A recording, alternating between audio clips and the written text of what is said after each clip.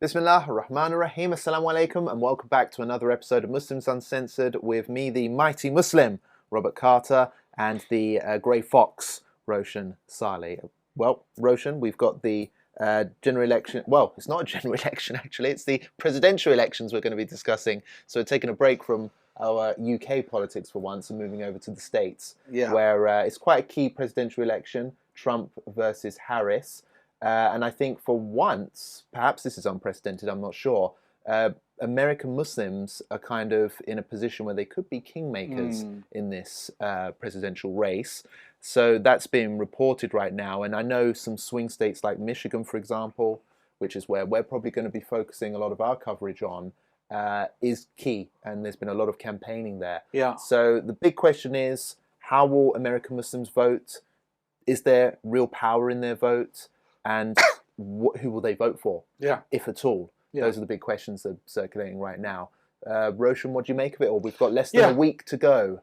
Yes, so obviously it's interesting for us because it is a vote to see who the most powerful person in the world will be, allegedly. I don't personally believe the President of the United States is the most powerful person in the world. I think that there's vested interests behind the President who are probably more powerful, because in America it's all about money. You know, you can't become president without loads of lobby groups backing you with millions and millions of dollars of money. And so that's like big business as well. Yeah. There's like the medicine industry, pharmaceutical industry as well. Zionist lobby. Yeah, all sorts of stuff. It's corrupt. The American American elections are completely corrupt. Yeah. I mean, I think money plays a role in British elections. It definitely does. And even the British elections, I don't put much faith in, because opinion is formed by the mainstream media, and they are themselves in the pocket of certain lobby groups. But compared to the American elections, the British elections are much freer and fairer, because you can be a relatively not well-off person, not backed by. Well, it's not completely true, to be honest. Even in Britain, there's some money is certainly a factor. Especially through the duopoly, Conservative Labour. But in America, it's all about money. So the candidates will go out canvassing for money. They will go to gala dinners where they'll get millions of pounds from these lobby groups. And obviously, the payback is when they're in office and after they leave office as well. So Anyway, aside from that, I think it's interesting because whoever wins will, in terms of their front row, will be the most powerful person in the world. And there's a expression: America catches a cold, America sneezes, everyone else catches a cold. So they have this influence over the whole world, especially over the Muslim world still, where a lot of neo-colonialism is still going on. So that's why it's an interesting election. It's also an interesting election because Muslims could genuinely play kingmakers this time, because it's so close between Biden and Harris that most of the states, like California, will definitely go to the Democrats, definitely, 100%. So they'll get all those electoral college votes. New York will definitely go to the Democrats. Texas will definitely go to the Republicans, etc. So most of the states and most of the electoral college votes, we already know where they're going. It's only those kind of 7 swing states, Arizona, Pennsylvania, Michigan, a few others, that we honestly don't know which way they're going to go, and those will decide the election. And Michigan especially, everyone's talking in the media about Pennsylvania and Michigan. Now, there are Muslim minorities, significant Muslim minorities in both, but especially in Michigan, which inshallah you will be going to if you can get that visa to travel to America. Maybe you can tell the audience about that. Inshallah. So basically as part of our coverage of the race here on Five Pillars, I'm trying to go. We'll see. I think it was basically quite a late bid to go. If I can, inshallah, I'll be there and I'll be speaking to local American Muslims in person and bringing you all the action on the ground there. So just pray, because it's not guaranteed if I'll be able to go. Inshallah, it will make for good coverage if I'm able to get in. But if you do, you're going to Michigan, right? Yes, I'm aiming to go to Michigan. There are Muslims out there who know our work, and I've already established contact with them, and I think I could do a good job if I go. Plus, as you say, it's a key swing state. So more than one swing state in this election has significant Muslims. But not only that, Roshan, Muslims are mobilizing there. So that's what we should be interested in. What are your general thoughts about whom American Muslims should vote for? So the question is, obviously it's a two-party system. That's how America's known, Republicans, Democrats. That means Donald Trump and Kamala Harris are the two main options. The only ones that can actually win as well. Yeah, exactly. But there are alternatives being pushed, and a debate is raging among American Muslims as to who they should back. As usual, not voting at all is an option, and it's possible that a lot of Muslims will just not bother at all voting. Yeah. That's a phenomenon we could see. However, there is a massive effort behind the Green Party candidate, Jill Stein, being pushed. She's getting a lot of positive press coverage from alternative media, left-wing media, and also some Muslim media as well. She is anti-genocide. She's referred to it as a genocide. She's hotly against it.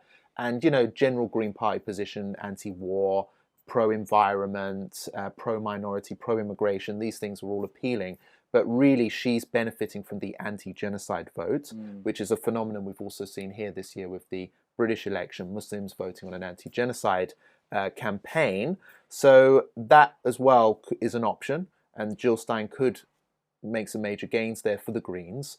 But again, it's like you said, is she capable of winning? No. So 100% no. It's a bit of a rebellion vote only, really.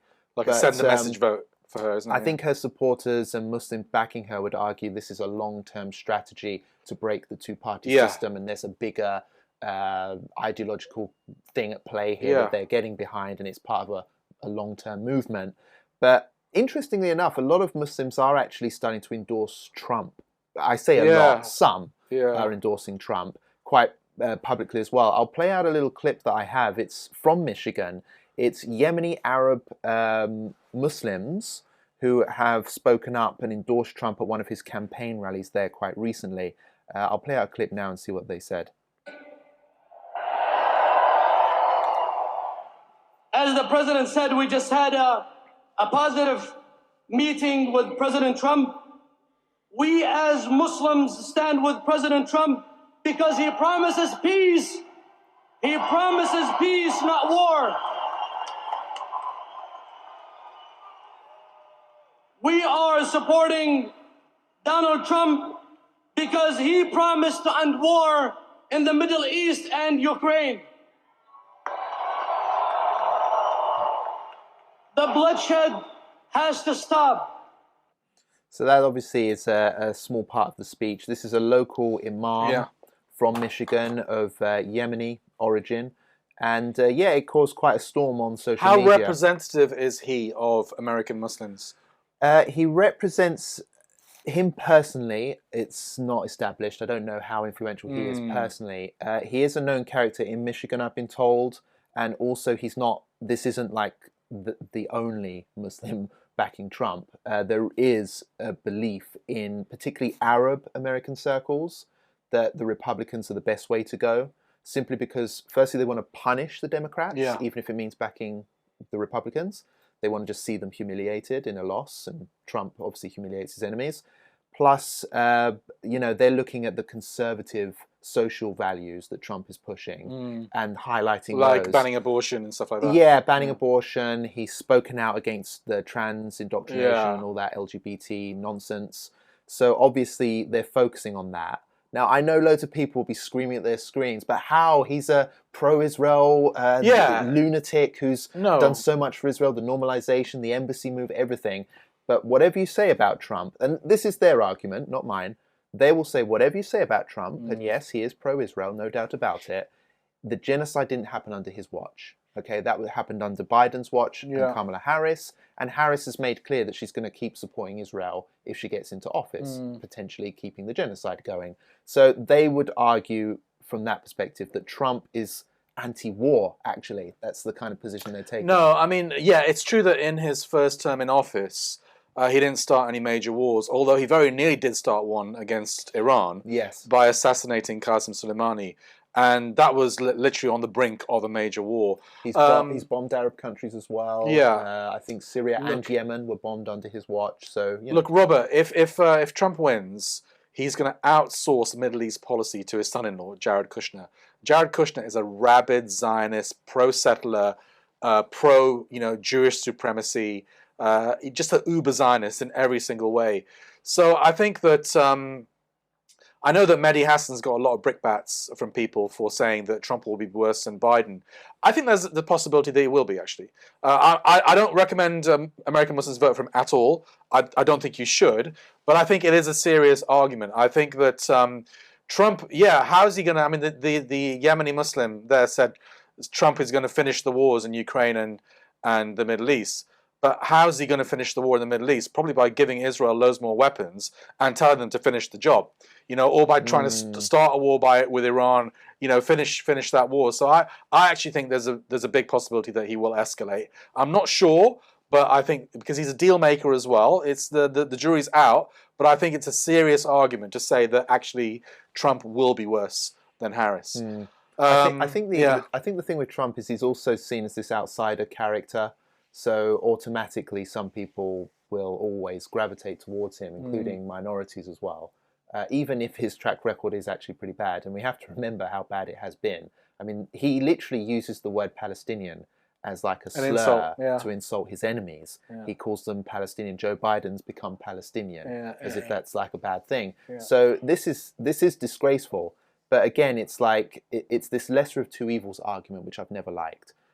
We've seen it used here. And normally it's used to push Muslims towards the left. Yes. So although Labour are terrible, they're our terrible. It's like they're a tiny bit less terrible. Yeah. But in the States, because it's a more conservative society, it's being used in reverse, and it's outraged a lot of Muslim onlookers from here. I think they're like, how could these idiots back Trump? But it's the same argument you guys are using when it comes to the Labour Party. I mean, the lesser of two evils argument is really an argument for short-term tactical thinkers like Mehdi Hassan. Do you know who it's for, Roshan? It's for non-religious people, I think. I know religious people use the argument as well, but how can we as people of faith say, I support the little devil over the big one, or whatever? It's a question of kind of abandoning our principles. Yeah, we shouldn't back any evil, right? We should, be the enemy of evil in any form it takes. Yeah. That's why I personally just really don't like the lesser of two evils. Yeah, I mean, I don't like it either. I think it's short-term thinking, and I think as a community we need to think long-term and strategically. And the way we do that is by sending out a clear message that we are to be taken by organising outside of the system, but also sending a clear message to the system that we are to be taken seriously when we engage with the mainstream, and when that's usually during elections.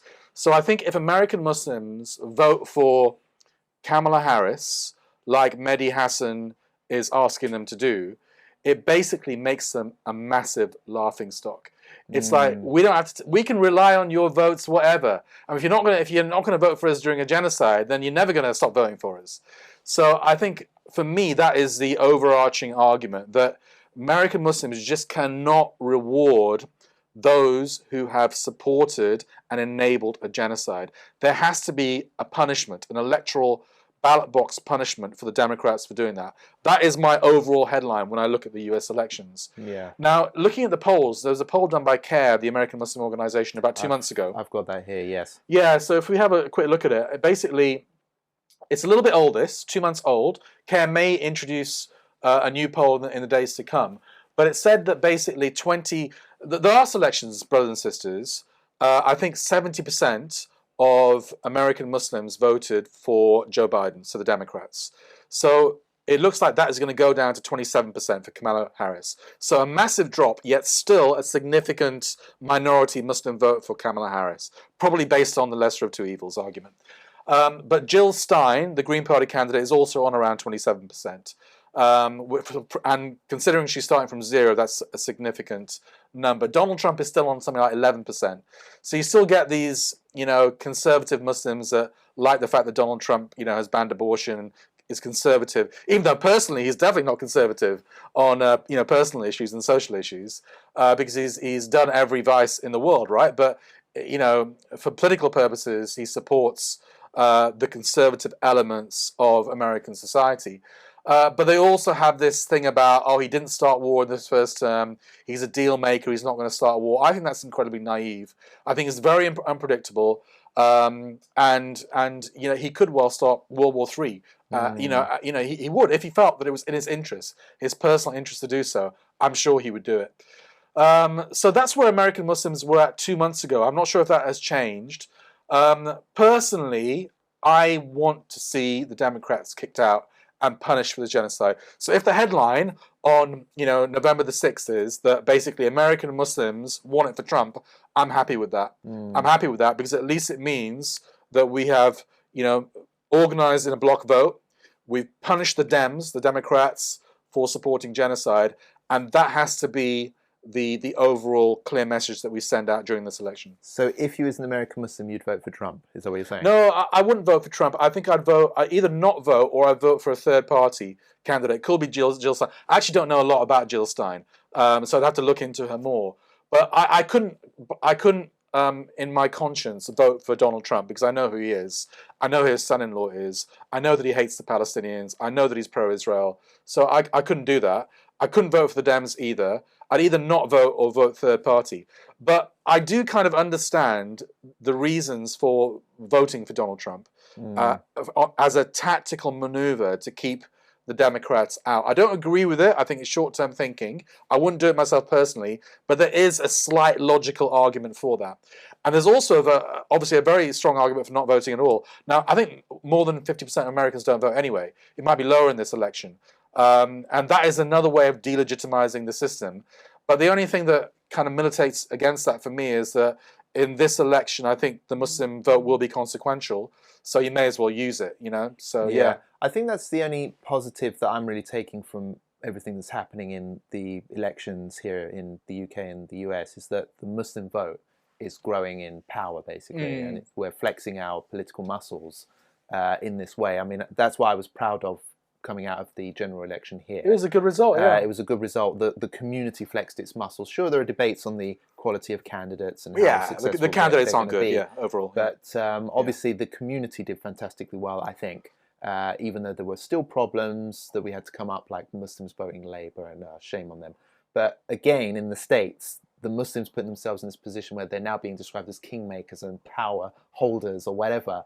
I'm enjoying it. I'm enjoying watching it because at least it's scaring the status quo. Yeah. I mean, here it literally had Westminster number 10 shivering and shaking. We literally sent terror into their blood. Their blood chilled over. I mean, just look at it was that Prime Minister's speech after George Galloway won in Rochdale by-election.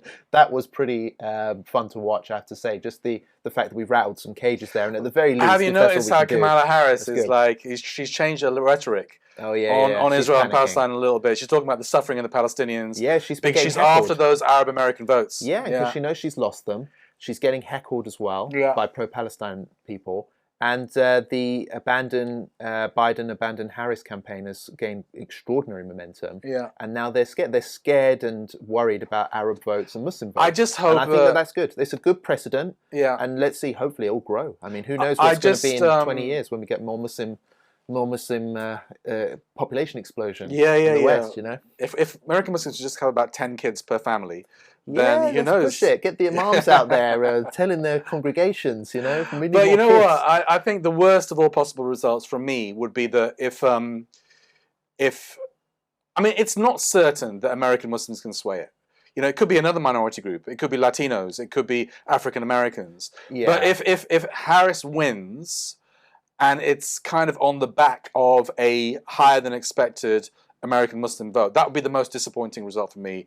It would basically send out the message that American Muslims are a bunch of chumps. That's what it would. There's two more things I want to say, actually, before maybe we move on, and maybe you can have your final thoughts. Is that, first of all, I do think that, despite everything I've said, I do think that Trump is still the anti-establishment candidate to a certain extent.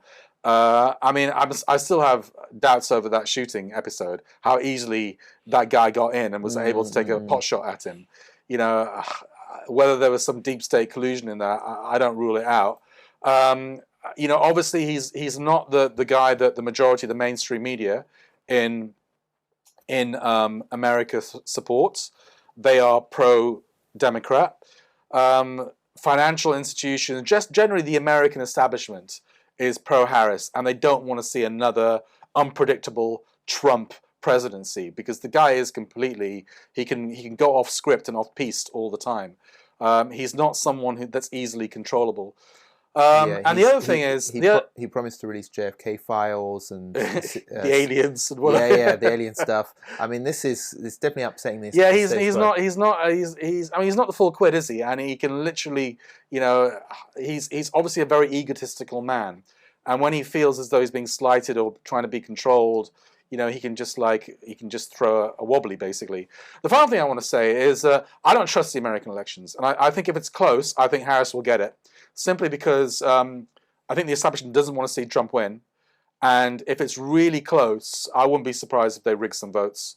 I personally have no faith in the American elections. I think we're naive to think that, this land, which has, like Britain, which is built on lies, built on exploitation, on thieving land and resources, raping and pillaging all around the world, to think that they're above cheating in their domestic elections, I think we're very naive to place so much hope in the system.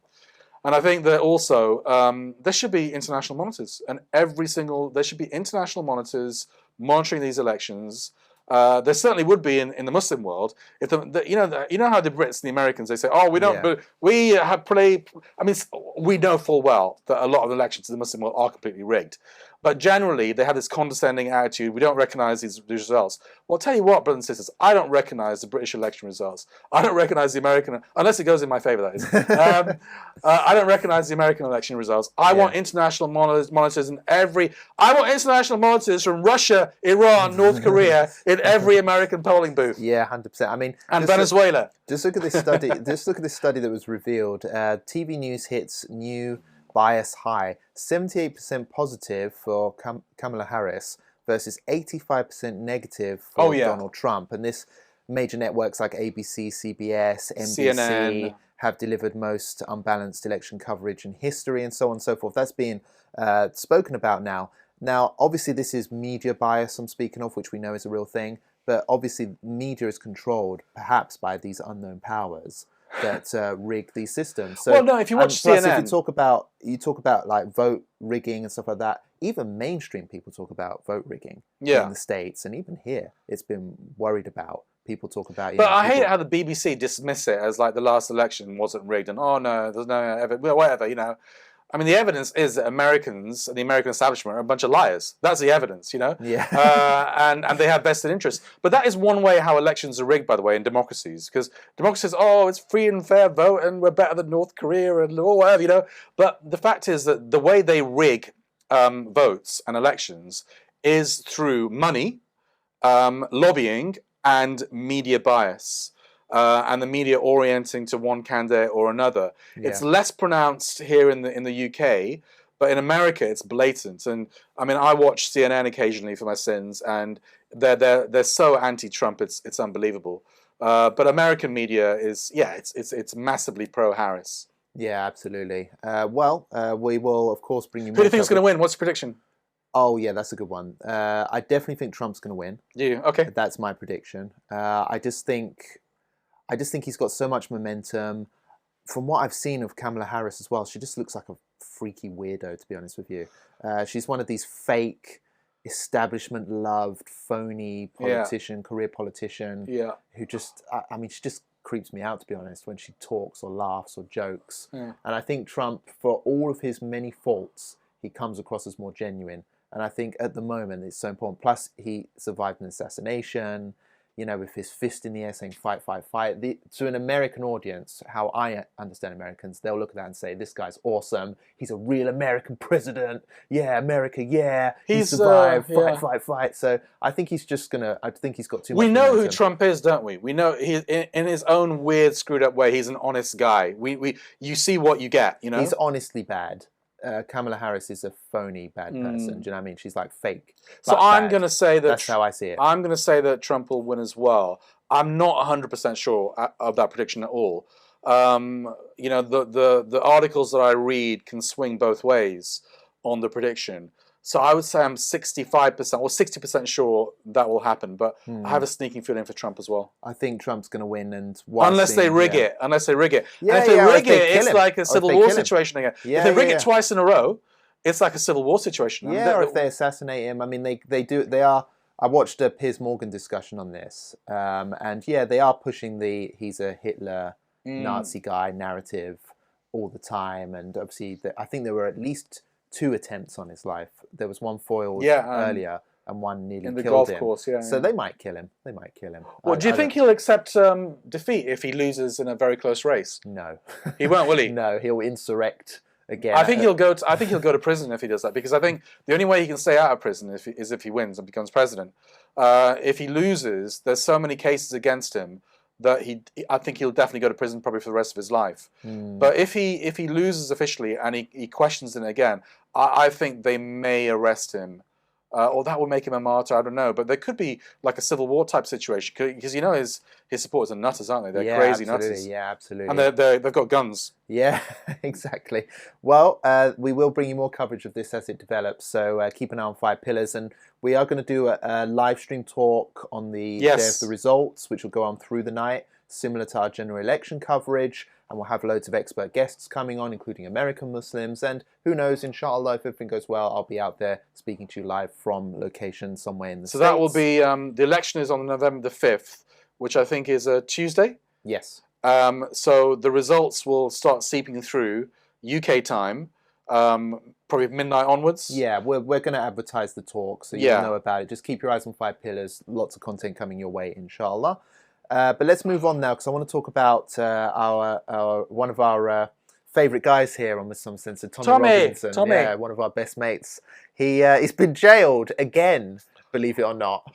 I mean, I thought he was. Shocking. I thought he was a journalist. You know, I thought he was like a freedom-speaking journalist or whatever. But no, he's been jailed again, 18 months this time, because of High Court libel. He breached High Court libel order.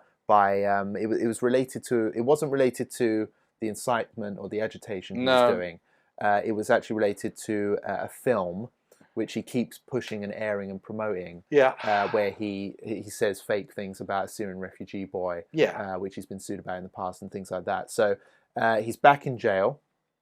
Belmarsh High Security Prison. Back South in jail, London. Belmarsh High Security. This happened after he returned to the UK, and people were suspecting he'd be arrested because of all of the agitation he's been getting up to. But he didn't. He swanned in, was laughing at everyone and having a good old whale of a time. But now he's back in jail, and you know, it's just another day in the life of Tommy Robinson, isn't it? Last week I had a rant about why the police hadn't arrested him when he came back to Luton Airport. Yeah. So for whatever reason they had, I still think they should have arrested him there and then. Yeah. They called him into Folkestone Police Station on the Friday, kept him in over the weekend, so he couldn't attend the march. Now he's bound up in jail. Belmarsh, a lot of Muslims in Belmarsh as well, and you know, people will misconstrue what I'm about to say because that's what they do. But the fact is that, you know, Toby is going to be in a jail full of Muslims now. And we know that in several of these high security prisons, there are lots of Muslim prisoners. And, you know, are they going to give Tommy Robinson a big welcome? You know, I mean, I think he should stay out of prison. That's all I'd say. The guy should do everything he can to stay out of prison. Yeah, I mean, what can I say? He's one of these guys that he's just a troublemaker, isn't he? You know, he's a troublemaker, and you know, it's like he pleads innocent about the riots that occurred in the UK. But I mean, we saw the video of what he was saying about people in hotels and people on boats, and we've got to get him out. I mean, he's been doing it for years, saying Muslims are basically a bunch of extremist terrorist threats and stuff like that. So, you know, he's been asking for trouble. Then he cries when he gets called up by police. He's or if there's any trouble. He was blatantly thumbing his nose at the law. And I mean, look, we're journalists, so we know what contempt of court is. Now, we are outspoken dissidents in this country, but we still obey the law of the country while we're here. Even Islamically, you know, if you're in a country, you got to obey the law. And contempt of court is something that we obey as well. You know, we cover lots of court cases. But we have to, while the court case is ongoing, and if there's a judgment, we've got to put aside our personal beliefs and follow that judgment, because this is the law of the country, you know. And even I would agree with that. If you're not going to obey the law, then, you know, then you're going to have to suffer the consequences. Now, he has been thumbing his nose at the courts in this country for a long time. So he's got nothing to complain about whatsoever. He lost a libel case when he spread false information about a Syrian refugee. It was a clear court order, and he has been breaching it blatantly time and time again, basically putting two fingers up to the British courts. Yeah. So he's got nothing to complain about whatsoever. However, that's the least of his sins, quite frankly. Yeah. I mean, they say they got, do you remember Al Capone, the old American gangster who killed so many people? What did he go to jail for? He went to jail for tax evasion. Yeah, So they've got him on a lesser offense here, because ultimately this guy's been instigating riots in this country over the summer. Anti-Muslim, anti-immigrant riots. He's a liar. He spreads false information. He's thick as two short planks. And it's great that we have enemies. I mean, better than having an enemy that is, just incompetent is when you have an enemy is stupid. And we have enemies that are stupid. And you found out about that on Saturday, didn't you? I did. So basically, the rally he was supposed to attend and couldn't because he, broke the law again and got arrested. He it was another far-right march in London. This was the second time I've went to one of these. Yeah. And again, it was just really eye-opening to hang out with the type of people who he's indoctrinating. You were holding your nose most of the time, weren't you? I was, I'm not even going to lie. So basically, it was just let's see the video. Come on, let's see the video. Let's put it up now. This is Robert's best ever video, by the way. Just following around the demonstrators here at this far-right rally, Tommy Robinson-sponsored rally. Basically, it's more of the same. I think that what I noticed was, again, just loutish behaviour, a lot of swearing, some Islamophobia, which you could overhear whilst walking past people. There's obviously a lot of people drinking. There's a lot of people taking drugs. So there's loads and loads of weed everywhere. You can smell it in the air. Loads of public urination. Again, so kind of like disorderly behaviour. Didn't see any violence. I think there's a massive police presence here today, and they're making sure that things remain as peaceful as possible. But obviously the afternoon is still young, so that could change. I think that obviously it was gross. It's like I've mentioned before. I feel like this is becoming a personality cult now surrounding Tommy Robinson and So that was basically one thing I really want to emphasize is that these are stupid people. Yeah. Knuckle draggers. Knuckle draggers who, they're just like a bit dirty as well. But basically, they're rivers of piss. Yeah, rivers of like floating around central London piss, because of these unwashed knuckle dragging idiots. Yeah. Do you know what one of them said? They were looking at the counter protesters on the other side, which was a stand up to racism demonstration. So there was a lot of people there, black, brown people, some Muslims as well, and they were saying, "Oh, I bet it stinks over there." And I was like, bro, do you realise how bad it stinks here? I think we should dwell on this point a bit more. We shouldn't gloss over this urination thing. It was dirty. Weren't there toilets around there? I mean, in central London, I mean, you can go into a restaurant or a pub or whatever, go to the toilet in a pub. You don't have to piss on the bloody cenotaph or whatever they're doing. Do you know what was so stupid? In the comment section, there was a bunch of far-right sympathisers or whatever, and they were like, oh, how dare you criticise these urinators? Because what would you do? Like, where else are they supposed to go? And there's no toilets where, blah, blah, blah, There is toilets. You can go to a restaurant. First of all, there was toilets. Yeah. I mean, I don't like to admit this, but pubs were open. So if you wanted to go in there and have a slash, you could they have in. no problems with pubs. That's where they were getting their drinks from, was pubs. So there were facilities available, but also, like, there weren't women urinating in the street, and they were out boozing as well. Yeah. So at least Tommy Robinson's women have some modesty. They held it in. But the men were just like, just get out and fill up the streets. But these people talk about how foreigners are going to come in here and turn this country into a third world shithole, quite frankly. That's what they say. They say black and brown people are dirty, and they're going to come here and dirty up this country. Well, I'm sorry, but if this country is a third world shithole and a dump, it's because they're pissing up all the corners of the street. Do you know what I mean?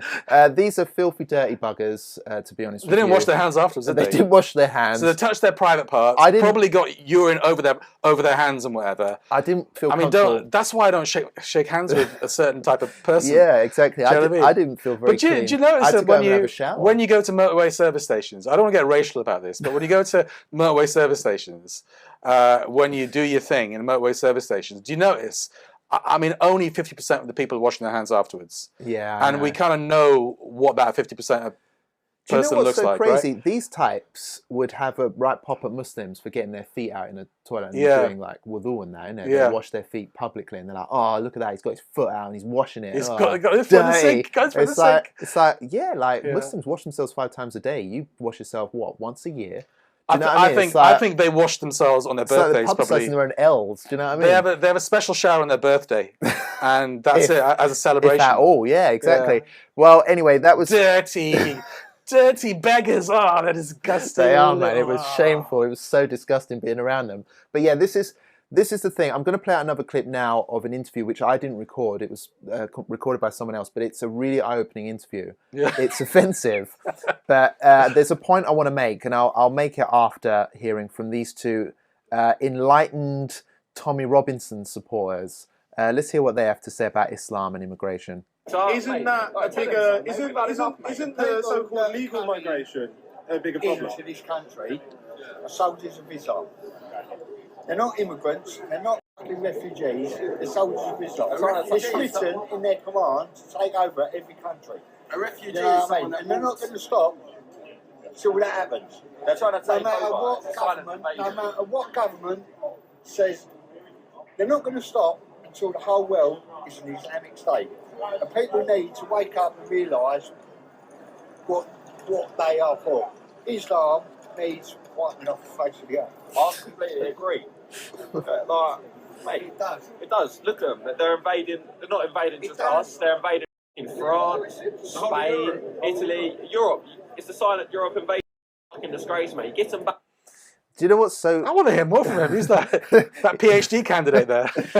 Do you know what? The weird thing is, I mean, there's so much to dissect here. I mean, number one, these guys love Britain in the British Empire days. Yes. And they talk about Islam invading everything as if, like, Britain never did that. Yeah. Britain was just handing out flowers in Africa, was it? It wasn't raping, pillaging and mass murdering innocent Africans and everywhere else in India and wherever else. So they talk about invasion this and invasion that. But also, these guys seem to act like they're some kind of scholars of Islamic history or something. I wonder if these guys can read and write. I mean, how have they not benefited from the progress of humanity over the past 600 years? It's like they've crawled out of the moors or something, or some swamp. Yeah. And they just, I mean, I look at these people and I think, okay, these guys should have been in the Dark Ages Europe as farmers and beggars. Yeah. Like, this is the type of level education they've got. Do they know how to read and write? Do they know what alphabet is? Do you know what I mean? You just sort of absorb it naturally these days and learn a thing or two about the world, but they're so devoid of facts. He made a genocidal statement there, didn't he? Why Islam needs wiping off the face of the earth.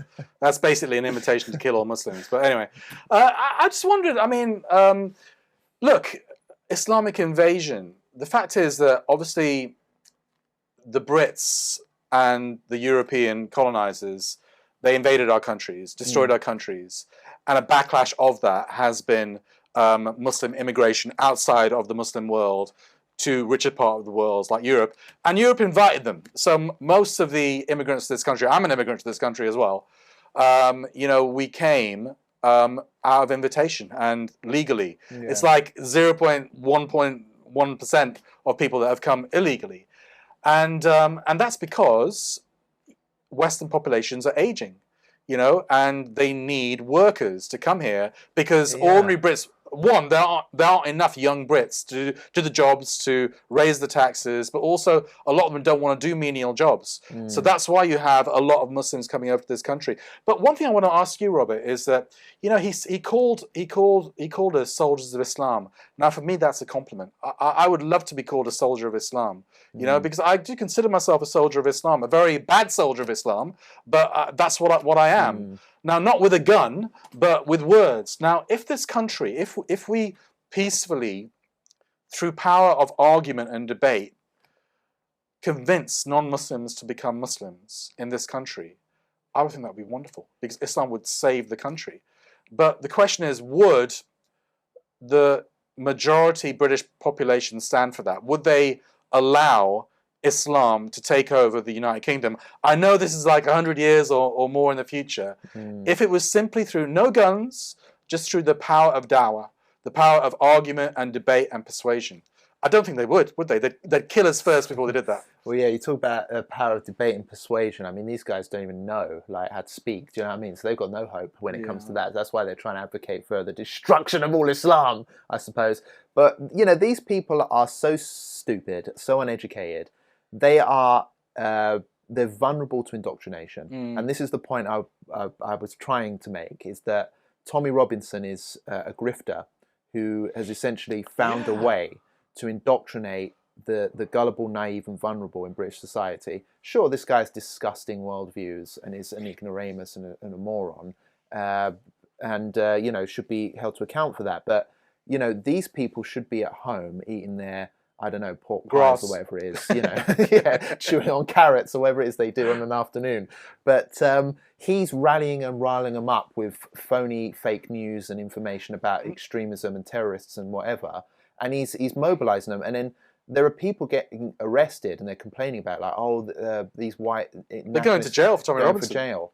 And it's like, well, you know, if Tommy Robinson weren't peddling this nasty cult that he's got going on, they would still be at home. It's a monetization strategy for him. Yeah, you know, even I think Jada Franson tweeted something about how he'd asked for loads of money to defend his case in court, and then he pled guilty. So obviously he basically caved in. So where did all that money go for to defend his name in court? You know, he caved in. Your hero, out. Sorry for using that language, but that's what he did. He was a coward in court, and he took the lesser sentence because he doesn't want to spend so much time in jail. No, 100%. You know, so where did all that money go? It's all about It's a monetization strategy for him. He's living the life of Riley in Spain, probably living in a big house, going to the gym every day, enjoying his lovely life in Spain. You know, on the pay packet of these impoverished working class white people who are thick, and he's their hero. Yeah. He's playing you out, man. He's exploiting you. Yeah, he's taking you for monkeys, which you are. Absolutely, and that's the thing. That's what's sort of sad about it in a way. It is weird because although these people are despicable and, you know, shameless and all the rest of it, I just look at them like with sympathy, not sympathy. I feel sorry for them because they are just idiots being exploited. Yeah. It's as simple as that. And he's talking up about we've got to fight and back me and I'll lead the fight for you. I mean, you used to be he's buying all these Burberry tops and I don't know what else in all of his talks, and he looks well dressed to me. He looks healthy. And, this expensive gear he's wearing, proudly so, and he flaunts all of his stuff, whatever. And you know he's just getting it because I mean he's constantly talking about how bankrupt he is. Whenever someone sues him, he declares bankruptcy, but somehow he's got money to afford all these flashy tops. Do you know what I mean? And you know where that's coming from. So you know. But what is worth? You used to be a working class non-Muslim Brit.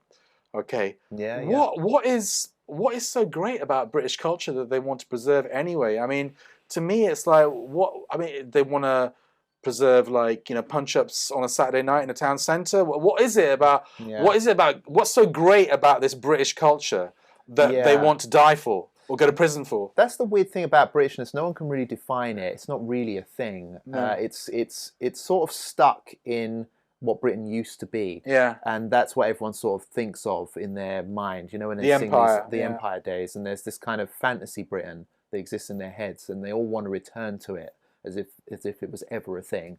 But even like Victorian era Britain was just horrible. It was a horrible place to live. For poor people, yeah, exactly, and they were exploited as well. So it's just a fake dream that's peddled even by the establishment. It's a myth. It's a myth. It's an absolute myth. It doesn't exist. I mean, the food here is not great. It's terrible. The weather here is even worse. We've got no nice beaches apart from a couple, and they're getting foot polluted now as well. So it's just. I would say that look, yeah, to have a bit of balance here. I mean, I know the British Isles quite well. I've kind of been to every corner of the British Isles. There is a lot of beauty in the British Isles, especially Scotland, Wales, places like that. Yeah. Even parts of the north of England. There's a lot of physical beauty, but that's not from the Brits. That's from Allah. That's from Allah. Yeah, exactly. They're not taking care of it either. Yeah. That's so. It is Allah's land ultimately, and there's a lot of bounty in Allah's land. Yeah, absolutely. I mean, it's just this thing of Britishness. No one knows what it is, but they're all pushing it on us. As if we all have to we all have to integrate into this thing. Yeah. But I mean, right now, Britain is defending a genocide globally.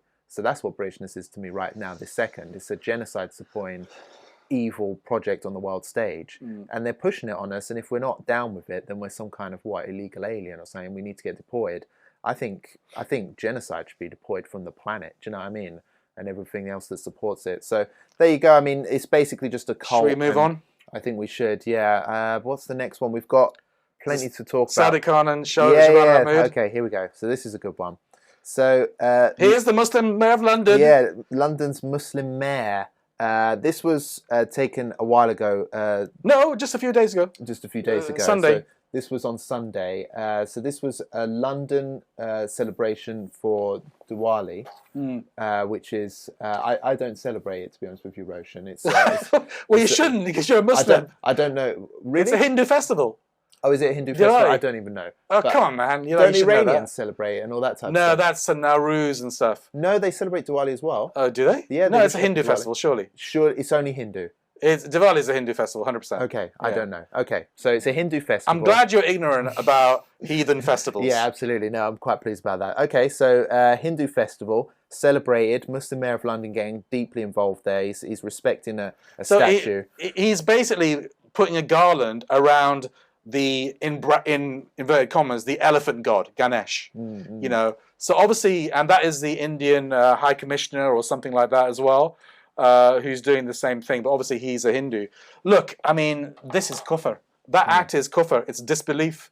In Islam, that is haram, clear-cut haram. You know, our religion is the religion of monotheism. Okay, belief in one God and tawheed. Because that is a corruption of tawheed. We are not allowed to honor fake Hindu gods. You know, this is shirk. It's shirk, basically. Okay. Yeah. Now, a lot of people will say he's the Muslim mayor of London. So he's the mayor for all communities in London. Okay, but he doesn't have to do that. He could have just attended that event as a bystander and said, all right, Hindus, we're in a multicultural society. Hindus, like Muslims, like Christians, we all have a right to worship and whatever. He doesn't have to put a garland around a fake god and commit an act of shirk. You know, that is kufr. That is kufr. Yeah, and it's not the first time with this guy. It's not the first time. We know how he promotes LGBT, which is completely haram. Yeah, you know, yeah. And he is someone who knows about Islam. You know, he's grown up in an environment where he's not ignorant about Islam. Yeah. So I have to say it again, I'm not a scholar, but for me, he is committing clear-cut kufr time and time again. He should stop calling himself the Muslim mayor of London. Yeah. You know, he calls himself a proud Muslim. Yeah. All right. Now, why this is dangerous, Robert, is that millions of people, Muslims and non-Muslims, know him as the Muslim mayor of London. Yeah, yeah. So he is misleading both Muslims and non-Muslims as to what Islam is. You know, and we both believe in our religion, and we know that there are rules in our religion, and we have to follow those rules. That is why Islam is alive and Christianity is dying, because we follow the rules. And he is basically, a lot of non-Muslims, even Muslims will watch that and say, okay, if Sadiq Khan does it, why can't all Muslims do it? You know? Yeah, So absolutely. he is leading people astray, as well as his own akhirah, quite frankly. You know, if you are a Muslim and you know Sadiq Khan, have a word in his ear, because he's endangering his own akhirah. You know, he'll have to meet his Lord one day, and he's committing acts of kufr. He doesn't so care I about personally, it. for me, it's clear cut. I don't consider him the Muslim mayor of London. I have to admit, because, you know, I mean, I'm not sitting here saying I'm a perfect Muslim or anything. You know what I mean? I'm still trying my best, and I might make mistakes from time to time. We all do. We all do. We're all sinners, on right? a regular basis, but not publicly, and not proudly. that level. Not that level. No. I mean, I don't have anything to do with statues. Even I know that. Do you know what I mean? That's like real serious red line here. I think it's like one of the only sins that Allah might not forgive. Yeah, do you know what I mean? That's sure. what I've heard. It's the one sin that He will not forgive. It spooks me out. It spooks me out. That's why I just don't want anything to do with statues or anything. You know, I don't want them in my house. I don't want anything to do with them. I don't want a selfie with a statue. Do you know what I mean? They freak me out. But Sadiq Khan just doesn't care about that. That's what it comes across to me. I think that's really worrying to see. But what I think really annoys me is that at the time of the mayoral election, there were so many London Muslims stepping up they saying, all voted for him. Yeah, they all. Lesser of two evils. You got it. I mean, come on, man. That's taking the mick now. Disgusting. That's too far. I mean, I hope they regret their vote. They probably don't. That's they what don't. Annoys me. Yeah. That's what annoys me. And they'll forget this next time there's a mayoral election. They'll rally behind him once again, and push the same points. Chumps. Yeah, absolutely. They can yeah. they can do anything they want, and they know that Muslims are going to vote for them. You know. I'll get your views on this as well while we're on the subject of Muslims sort of acting up. We've got another Labour Muslim here. Shabana Mahmood. Shabana Mahmood. She's talking from inside a brewery. That's a cider She's promoting mill. alcohol here. Haram as well. Oh my Haram. word! What a mess. People are going to call us, Robert. People are going to call us the Haram police, but you know, there's a place for the Haram police. Quite frankly, when Muslim public figures are committing blatant haram, they've got to be called out. They've got to be called out. Otherwise, our religion will be a free-for-all. It's about protecting Islam, preserving Islam. We are all sinners in our private lives. We all have a multitude of mistakes in our private lives. But that is something that is between us and Allah and our families, etc. But these people are blatantly going out and parading their haram. You know, Yeah, this is alcohol. You're not allowed to do this. You cannot promote a brewery. She's loving it, man. I mean, basically, the tweet says a teetotal Muslim walks into a brewery. No, this is not the start of a joke. So she knows exactly what she's doing. She's used the word Muslim. She's used the word brewery in the same sentence. I mean, my goodness, what a mess. What a mess. She could have sent her aide to do that. She could have said, look, I'm a Muslim. All right, there's a brewery in my constituency. It has a lot of jobs and whatever, so a big employer. But as a Muslim, I can't do this. Here, take an aide of mine, and they can do a walkabout in your factory of haram. Why don't they just leave Islam alone? They clearly don't care. They don't respect the thing. Okay, just leave it alone. Why do you have to keep pushing your Muslimness every election time, rubbing it in everyone's faces? They beg for Muslim votes at election time, don't they? Even I don't push my Muslimness in people's faces as much as they do. Do you know what I mean? But you push it quite a lot. I push it quite a lot, right? But day to day... You did call yourself the mighty Muslim at the beginning of the show. I'll edit that bit out. Yeah. But no, to be honest with you, like, because this is a Muslim environment, okay? Most of our viewers are Muslim. I'm not going into the street and saying, I'm Robert Carter, the Muslim. Take it. Well, actually, you do that, but anyway... But less than she does. I'm undermining your point here, aren't I? You are, and I don't appreciate it, but thanks for that. They are obsessed with Islam election time. Or Muslimness. They're not obsessed with Islam at all, ever. They're obsessed with calling themselves Muslim during election time. Yeah. And rubbing it in because they want to be like the establishment's little Muslim poster girl or poster boy or whatever. And then they literally do nothing but insult Islam and its red lines the rest of the year. Just leave religion alone. You don't respect it. We do. It's not a joke, okay? This is why... I know religion is a joke in the West, but to us it's not. This is really serious and insulting. Leave it alone. Is it that difficult? This is why I think that perhaps it's better to have a strategy of getting non-Muslims into Parliament rather than Muslims, because I think politics, public politics, is a corrupting influence. You're pressured from all sides to commit haram, and it's just better not to put yourself in that situation if you're a Muslim. They're talking about... So maybe next time it's better just to vote for non-Muslims, but non-Muslims we can control to a certain extent. We can be the puppet masters. Well, that's the thing. They talk about Muslim representation and how great it is in Britain. I mean, what on earth is that? That's not representing Muslims or Islam. That's just the two Muslims demeaning themselves, humiliating themselves, like little committing clowns. Haram, which they'll have to answer for most likely on the Day of Judgment. Their circus acts. Disgusting. Yeah, they're absolutely... Haram police! Yeah. Who are you going to call? Haram police. Well, let's talk about something else going on in the Middle East, of course. I think we should move through these stories. We're spending ages on each story, aren't we? We've given it what it's worth. Very animated. But I think we need to move on quickly through the stories now. Iran was attacked. Iran was attacked. Next story. Iran was attacked by Israel. Are they going to hit back? Right. So basically, Israel did a limited attack, I would say, on Iran. Again, I think obviously they've probably been talking to their mates in the White House that didn't really want Israel to embarrass the Americans on the eve of an election. So they've hit Iranian bases. They apparently used Iraqi airspace without their permission as well. But they did kill 4 soldiers. So the Israeli attack on Iran was bigger, I would say, than the Iranian attack on Israel. Iran didn't kill anybody. So I think the very fact that they've killed 4 Iranian soldiers means that this attack probably is worthy of a response from Iran. It's difficult to ignore. simply because those soldiers died. Iran has said that it reserves the right to reply at a time of its choosing. It has the right to reply. But I will think it? they're debating whether to reply or not. They clearly said at the start that if they were attacked by Israel, they would respond in kind. So they've upped the ante. So I don't know is the answer. I wouldn't rule out an Iranian response at all, but at the same time, it could be low enough a threshold for them to ignore it, Yeah. or to ignore it for a while anyway. You But know- I think they're going to have to.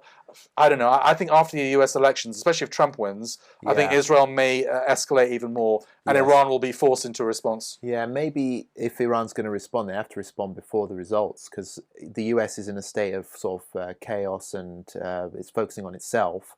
So perhaps that would mean that the US wouldn't get involved until I afterwards. don't know. So I don't maybe know. they should do it What do you now. think? Will they respond? I think there will be something, but I think it will be downgraded. I don't think they're going to continue. Are they going to kill any escalating. soldiers? Are they going to? Because obviously the last two times I they've don't hit think so. Israel, it was with the intent of not killing anybody. Clearly, Yeah, I don't think so. I don't think so. I think it'll be more, more of the same. you know, because they value things like wasting Israeli resources and stuff like Yes. that. So obviously, whenever Israel fires up its air defense, it costs millions and billions. Yeah. So Iran sees that as like as a win and things Yeah. like that. It's like you said, it's a long drawn out game All of right. attrition. So I think something will happen, But but it not won't a be lot. large scale. No, not at all. Let's go to the final story that we want to cover. Something happening here. You actually published the story, I think. I believe this brother's a British Muslim, right? He's a British Yeah. Muslim. So the brother on the right with the Palestine shirt is from Glasgow. Just an ordinary Muslim on Umrah, I think, from Glasgow. The brother on the left in the Ihram is a Maulana from Preston. So he's explaining and speaking on behalf of this brother who was denied entry into Masjid al-Haram, into the Haram in Mecca, because he was wearing a T-shirt with Palestine on it, with Palestine on it. Now, obviously, there's quite a mixed response to this. It did go a bit viral on our social media. And I think it was 50-50 people saying the Saudis are sellouts, but some people saying, no, you shouldn't have political symbols in the Haram, otherwise it'll be a free-for-all. All I would say is that if that guy was wearing a T-shirt with MBS's face on it, he would have been allowed in the Haram. And obviously against the background, as we know, that Saudi was on the verge of normalizing with Israel, and that is why I believe that Hamas did October the 7th, because they could see all these normalization deals taking place, and MBS clearly signaled that Saudi Arabia would normalize with this genocidal entity called Israel. And October the 7th happened shortly after that. So we know in a contextual framework that Saudi Arabia have had these backroom deals with Israel for a long time, probably still going on. They want to normalize with Israel. So with that as the context, I think, the fact that they're cracking down on all this Palestine activism is not surprising, and it's absolutely disgusting. Yeah, absolutely. But I value what you say about the fact that, because even the post was community noted. I don't know if you saw that. There was that context added that no flags or political messaging is allowed there.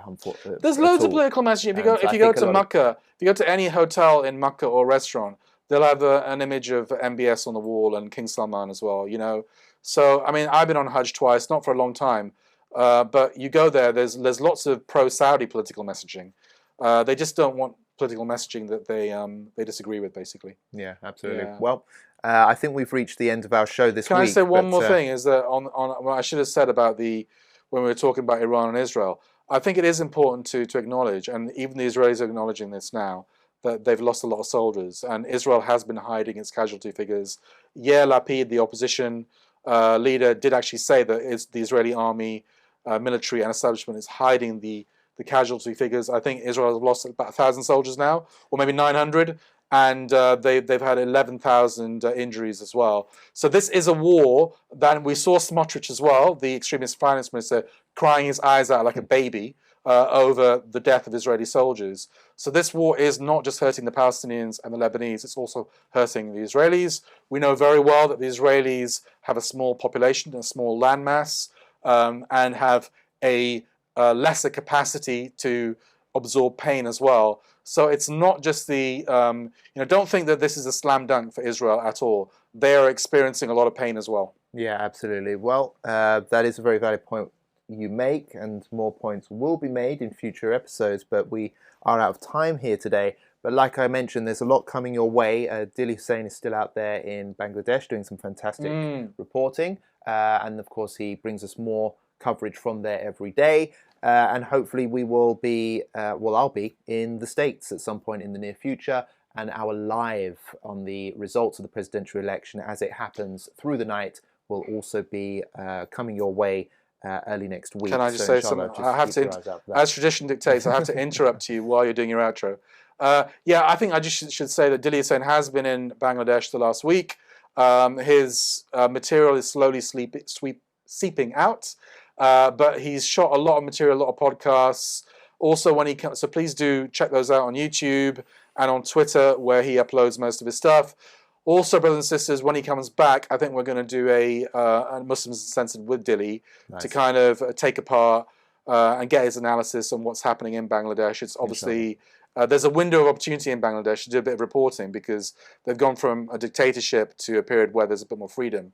So I think we have to take advantage of that. Yeah, mashallah, good. Well, there you have it. Well, let us know what you think of this episode in the comment section below. Please like, share, and subscribe. It helps the channel immensely. And until next time, brothers and sisters, it's Jazakallah khair.